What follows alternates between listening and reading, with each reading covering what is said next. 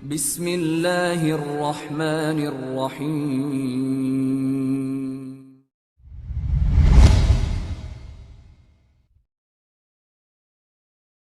Nah, ada satu wanita dari Mekah namanya Sulafah. Sulafah ini kebetulan dia seorang tokoh Quraisy, orang kaya di Mekah. Suaminya sama ketiga anaknya ikut berperang Uhud tahun 3 Hijriah. Maka dia masuk di kancah peperangan. Waktu dia lihat pasukan Quraisy sudah menguasai medan perang, dia cari mana suaminya. Dia temukan suaminya meninggal, mati, terbunuh. Dia cari anak-anaknya, dia temukan anak-anaknya kebetulan memang disebutkan namanya dalam buku-buku sejarah. Ada Musaffi', ada Kilab, dan ada Jullas ya. Ketiga orang ini semuanya ternyata ditemukan sama dia terbunuh kecuali satu orang yang tersisa dari anak-anaknya. Kebetulan Jullas yang belum mati tapi semua tubuhnya darah. Maka Sulafah pun mengangkat kepala anaknya, ditaruh di pahanya. Kemudian dia mengatakan, siapa yang membunuhmu hai anakku? Maka Jullas karena sudah lagi sakarat tidak bisa ngomong, tapi ibunya terus mendesaknya. Akhirnya Jullas mengatakan, sesungguhnya yang membunuhku adalah Asim bin Thabit, dan dia pula yang membunuh kedua saudaraku. Maka dia pada saat itu berteriak di kancah peperangan sambil mengatakan, siapa yang bisa mendatangkan kepadaku kepalanya Asim, maka aku akan bayar dengan 100 ekor unta plus lagi batok kepalanya itu nanti aku akan pakai minum khamr. Setelah minum khamr, na'udzubillah, aku akan isi dengan emas untuk dia, untuk pembunuhnya. Maka semua anak muda semangat pada saat itu. Orang Quraisy ingin mencari mana Asim. Tapi kebetulan karena muslimin sudah berlindung di atas gunung, mereka nggak bisa. Quraisy pun pulang, pasukan pun pulang semua. Tetapi informasi dari Sulafah untuk orang-orang Quraisy, dan itu tersebar di seluruh suku Arab pada saat itu yang ada di sekitar Mekah, Madinah, di Jazirah Arab. Kalau Asim ini target utama, karena siapapun yang bisa membawa ke dia hidup atau mati, maka tetap akan mendapatkan 100 ekor unta plus lagi batok kepalanya. Setelah dibersihkan, dipakai minum khamr sama Sulafah, ditaruh emas. Setelah itu maka emasnya dikasih kepada pembunuhnya gitu. Tersebarlah informasi tersebut. Nabi alaihi salatu wassalam pulang ke Madinah bersama para sahabat dalam kisah yang panjang tentunya tentang masalah bagaimana kekalahan ini terjadi, karena dari 700 pasukan 70 orang terbunuh, sisa 630, dan 630 itu semua luka parah. Sebagian hadis sejarah mengatakan minimal luka pada saat itu di Uhud adalah 2 sabetan pedang. Tapi yang jelas kuasa Allah subhanahu wa ta'ala pada saat itu. Allah ingin menyemangati kembali muslimin. Pulang hari Sabtu malam dengan kekalahan.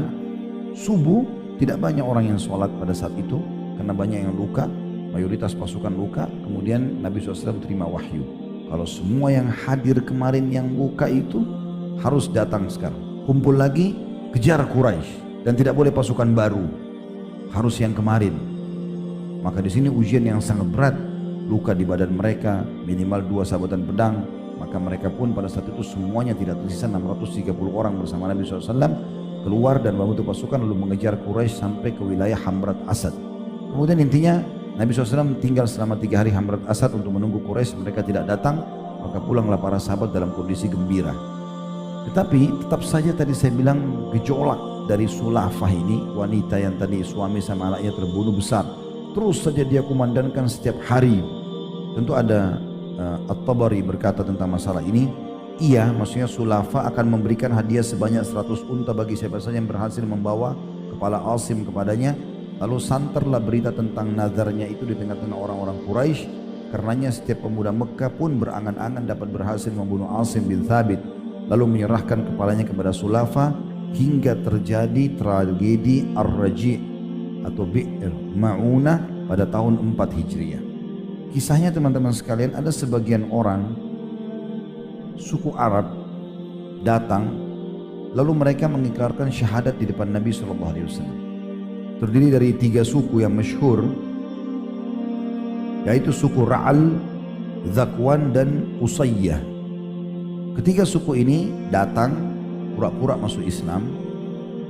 Ada utusan-utusannya, kemudian mengatakan, ya Rasulullah, kami masih baru masuk Islam, kami ingin orang yang mengajarkan kami agama. Utuslah kepada kami orang-orang sahabat Anda yang mahir dalam ilmu agama untuk mengajarkan kepada kami. Maka Nabi SAW pun mengutus 6 orang pada saat itu.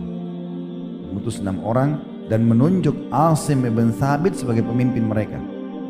6 orang ini adalah Asim bin Thabit bin Abi Aflah, kemudian ada Marthad bin Abi Marthad al-Anawi, yang ketiga Khalid bin Al-Bukair, ini juga sahabat Nabi yang mulia, dan ketiga orang ini mati syahid.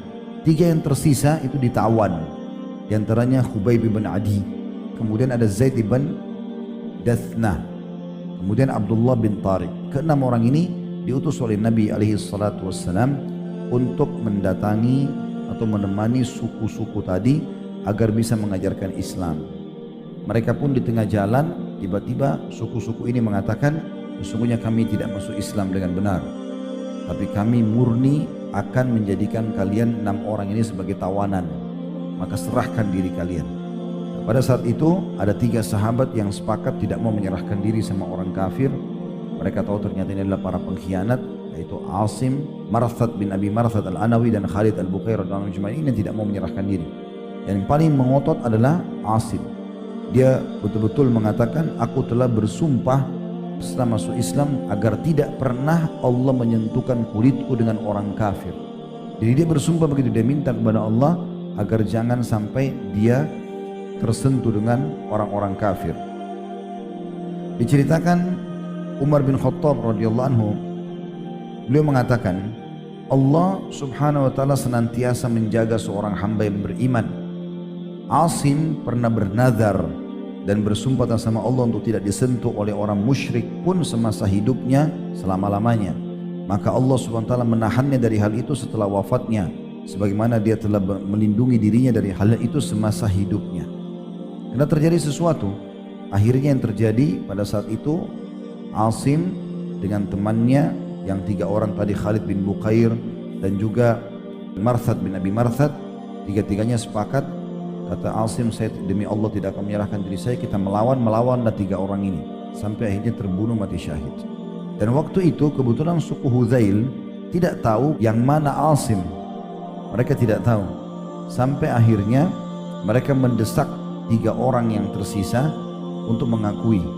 Akhirnya 3 orang itu ditawan dan mereka tahu dari 3 yang tersisa kalau ada Asim di antara salah satunya, dan ditunjuklah Asim itu. Maka mereka pun bergembira pada saat itu karena mereka pikir mereka bisa dapat 100 ekor unta dari Sulafa, kemudian mereka juga akan dapat emas sepenuh batok kepalanya Asim, gitu kan? Apalagi Asim sudah mati. Kuasa Allah subhanahu wa ta'ala waktu mereka datang untuk memenggal kepala Asim yang sudah mati, maka tiba-tiba Allah datangkan lebah, dan lebah ini memenuhi seluruh tubuhnya Asim. Mereka tidak bisa lihat sedikit pun satu sisi dari tubuhnya Asim. Mereka tidak tahu mana bedanya antara kepala sama kaki. Mereka berusaha mengusir lebah-lebah itu, tidak pindah, terbang sedikit kembali lagi.